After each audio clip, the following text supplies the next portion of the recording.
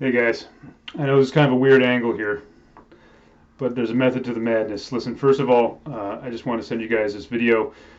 This is being made mostly for you guys who just joined up with the beginner bootcamp video to watch it. I hope that's helping you. I'm probably also going to put this up on the Patreon, the Metal Guitar Academy Patreon, if people can stand my big face, enjoy my big face. But what am I doing this for?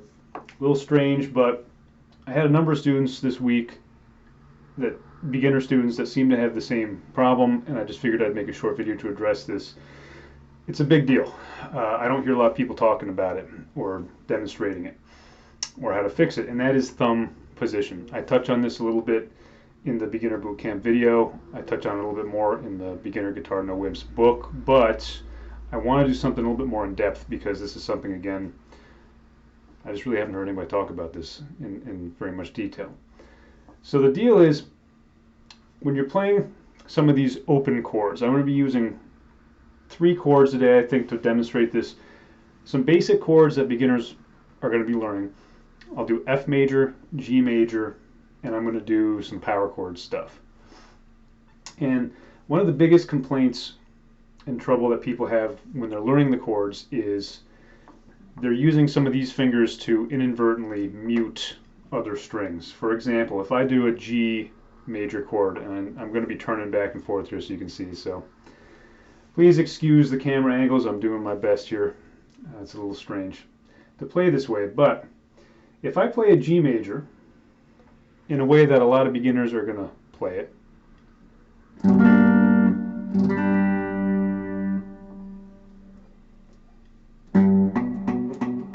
I'm not hearing the A string.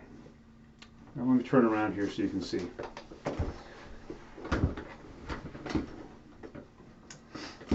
Let's look at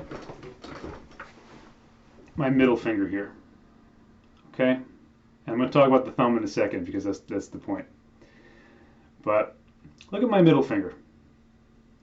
It is not straight. If I am playing the chord the way it really should be played, got some very straight fingertips here. Okay? Now if I go to play the A string like this, we're hearing it pretty clearly. This is the first finger note right here on the 2nd fret, A string. And I'm hearing that because this finger is not interfering with that string. Now let's go back to looking at where I had my thumb in the beginning. It was like this. This is something I see over and over and over again. And a lot of players aren't consciously aware that they're doing it. Notice I've got my thumb sticking back here, and my fingers are up here.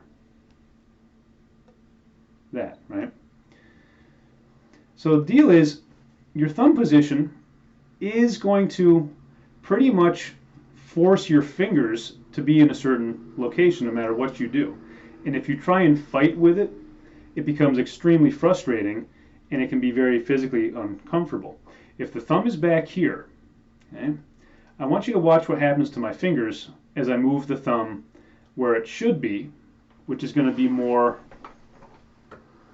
in the back of the neck here. Comfortably in the back, sticking up. I'm not doing this. Okay, it's actually a little bit rolled out. It's not dramatic. It's not, totally flat. I'm going to cover that in a moment too. But look what happened here. Okay, if I'm like this, going to this, okay, that's what's happening. I'm going to put it back up here, then go back and play my G major chord with this thumb position here. Watch my middle finger as I bring my thumb down into the desired position. It allows you physically, I'm not moving my fingers at all.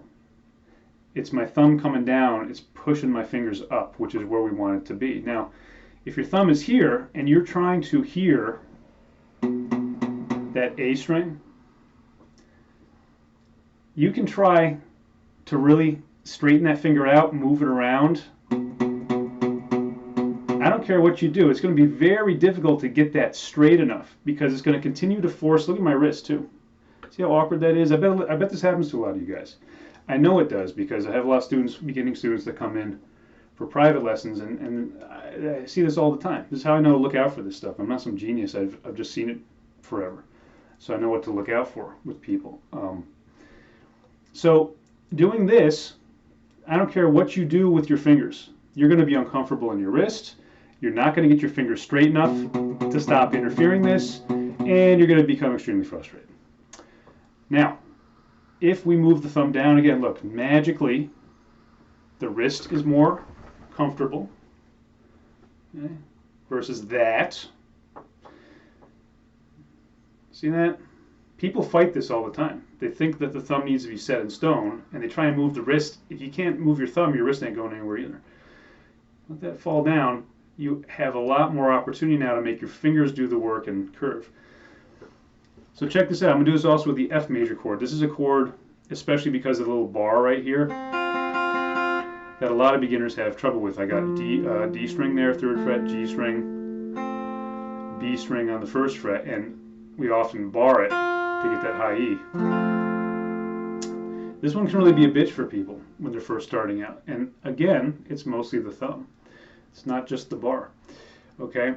When we're doing anything down here with the 1st finger that involves a bar, bar means just press down more than one string at one time, you're going to be more curved out. You see I'm rolling my finger out a bit like this, and I think I did cover this in the beginner's boot camp, but here it is again. If I try and go flat, I want you to see what happens to my wrist there. If I'm going flat under my finger, again, your wrist is forced up in order to do that. That's very uncomfortable. And as you try and put these fingers in, I want you to see also where my thumb ends up if I'm trying to be flat. Again, not in the position that we want. Now, if I move my thumb to the position where we should be, which is here, that does two things. Again, it lets my wrist be a lot more comfortable. And now let's look at the fingers. Automatically puts your finger to the side, rolled out where it should be.